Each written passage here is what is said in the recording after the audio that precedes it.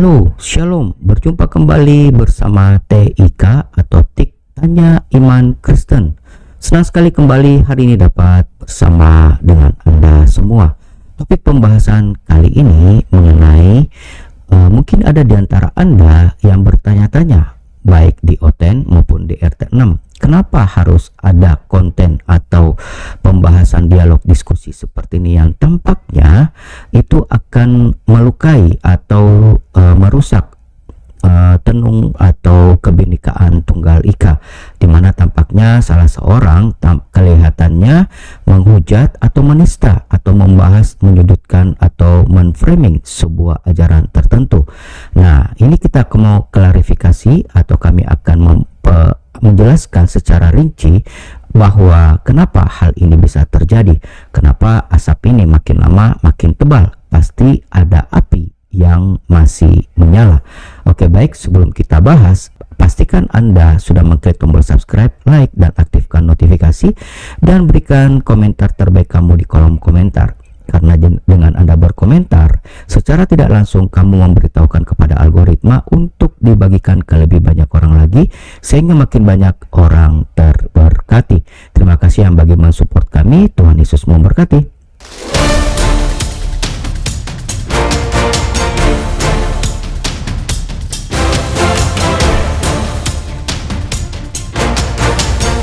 Kembali lagi bersama dengan TIK, Tanya Iman Kristen atau TIK. Senang sekali kami dapat bersama dengan Anda lagi di tayangan singkat ini. Topik pembahasan kali ini seperti yang sudah disampaikan di awal pembukaan tadi, bahwa saat ini banyak sekali orang-orang yang belum mengetahui, atau mungkin banyak sekali atau para apologet Kristen itu sering mengatakan, waduh, ada guru BP nih masuk. Jadi tujuan mereka semestinya baik, guys.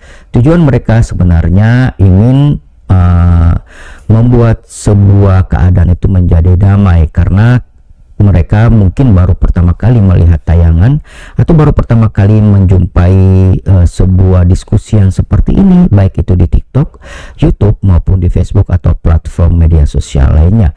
Jadi mungkin mereka shock karena kenapa ini, misalkan dia menemukan tayangan Edis TV, kenapa ya orang ini itu menghujat atau menista atau menyerang aliran tertentu. Atau mungkin mereka juga menemukan konten apologet Kristen yang seperti kita lihat yang banyak penggemarnya, ya, seperti Agatha, terus ada Syair Berdarah, terus ada beberapa konten-konten kreator yang setiap hari membuka komal, dan akhirnya mereka akan masuk dan tidak bisa disalahkan juga karena memang niatnya itu, tujuannya itu baik. Sebagian dari mereka akan mengatakan, boleh nggak, tidak perlu membahas kayak gini, kita harus saling menghargai, saling toleransi. Nah, di sini titik permasalahannya, memang kita harus garis bawahi niatnya itu baik, tujuannya baik, namun seringkali juga mereka belum mengerti. Untuk itu, kalau kita melihat tayangan-tayangan dari Edis TV, Anda bisa memutar beberapa kali tayangannya mengatakan, oke, baik, kita memang mau menghargai mereka, tapi kalau Anda ingin membuat saya stop, Anda harus membuat atau Anda harus pergi ke room komal-komal RT6 atau kadrun dulu, suruh mereka stop terlebih dahulu. Itu kalimat yang sering kali disampaikan oleh Bro Edis. Artinya bahwa kenapa ada dialog atau diskusi yang mereka melihat dari sebelah mata ini, karena sebelumnya ada pemicunya. Seperti di permulaan tadi kami sudah sampaikan bahwa adanya asap, kamu harus mencari apinya. Asap itu tidak akan mungkin ada jika titik api kecil itu tidak menyala. Jadi kalau Anda ingin menghilangkan asap itu, Anda ingin supaya Edis TV berhenti atau mungkin komal-komal Kristen lainnya, tampaknya, sekali lagi ngomong, sampaikan kepada Anda, tampaknya seperti menghujat. Tapi semestinya itu bukan menghujat, sebentar kami akan sampaikan. Anda harus mencari dulu sumber titik permasalahannya, kenapa hal ini bisa seperti itu. Karena kami semestinya, atau Edis TV dan para apologet Kristen lain semestinya udah capek juga ingin melakukan hal ini setiap hari. Karena dari mereka lah terlebih dahulu yang setiap hari juga melakukan framing, dan juga mereka melakukan sebuah penistaan, kalau kita bisa mengucapkan itu. Kalau Anda nggak percaya, coba Anda datangi forum-forum atau komal-komal atau channel-channel seperti Suma dan kawan-kawan, Donditan, ada Irima Wandono, terus ada juga Ustadz Abdul Somad, terus yang kalau di YouTube itu ada Ari Untung, dan juga ada beberapa, mungkin Anda bisa bantu admin TIK, tulis di kolom komentar siapa saja yang hampir setiap hari memframing. Ada juga Nandar, dan setiap hari mereka akan menuliskan misalkan kitab Paulus itu semestinya begini dan begitu, dan orang Kristen itu mengimani Paulus.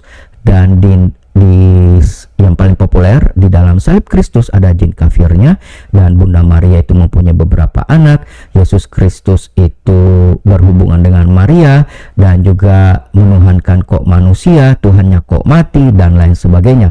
Tujuan daripada apologet Kristen itu muncul adalah untuk menjawab framing dan narasi negatif seperti ini, saudara.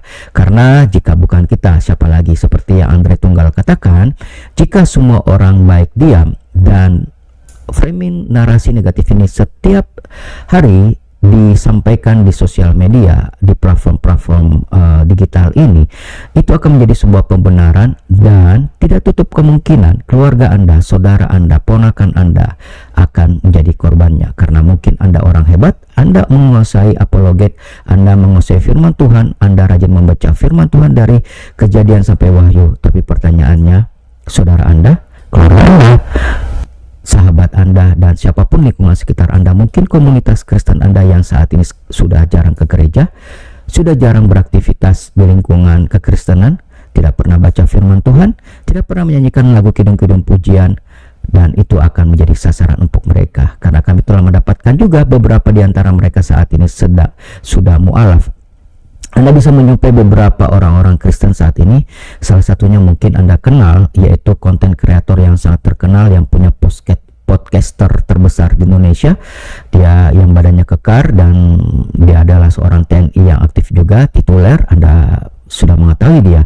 Itu karena akibat lingkungan pergaulan dan komunitas yang sudah tidak Kristen lagi, dan akhirnya dia memutuskan untuk meninggalkan Yesus Kristus. Jadi tujuan sebenarnya para apologet Kristen ini untuk menyampaikan ini karena penyampaian negatif itu adanya di sosial media. Maka seperti Edis TV dan apologet Kristen lainnya juga menyampaikannya di sosial media. Dan sebenarnya kalau Anda cermati, kami tidak menista, kami tidak mengejek Edis TV atau beberapa konten kreator lainnya, itu hanya menjawab dan membaca dari kitab mereka. Jadi kalau Anda cermati, misalkan contoh, kalau Anda perhatikan, Edis TV mengatakan Yesus Kristus sudah bangkit dan terangkat ke sorga, sedangkan Nabi M saat ini ada di mana? Dan itu memang fakta datanya di dalam kitab mereka. Sampai karena Edis TV selalu mengucapkan sudah 13 tahun membaca kitab penyempurna tersebut dari awal sampai akhir, dia tidak menemukan hal tersebut. Dan masih banyak lagi hal-hal yang disampaikan oleh Edis dan beberapa konten kreator lainnya, khususnya apologet Kristen, dan itu adalah sebuah kebenaran. Seharusnya, kata Edis TV, tidak perlu lapor polisi, harusnya mereka cukup menjawab. Tidak perlu kayak anak kecil yang mainannya diambil, dia melapor bapaknya. Setiap kali dia dinasehati dan dia tidak terima, dia lapor bapaknya. Setiap kali dia merasa dihina atau setiap kali dia tersinggung, dia lapor bapaknya. Sedikit-sedikit dia lapor bapaknya. Harusnya dia sebagai seorang anak dewasa atau anak yang mau mandiri, dia harus menjawab, dia harus mengimbangi, dia harus memperlihatkan fakta data yang sesungguhnya. Seperti itu, saudara.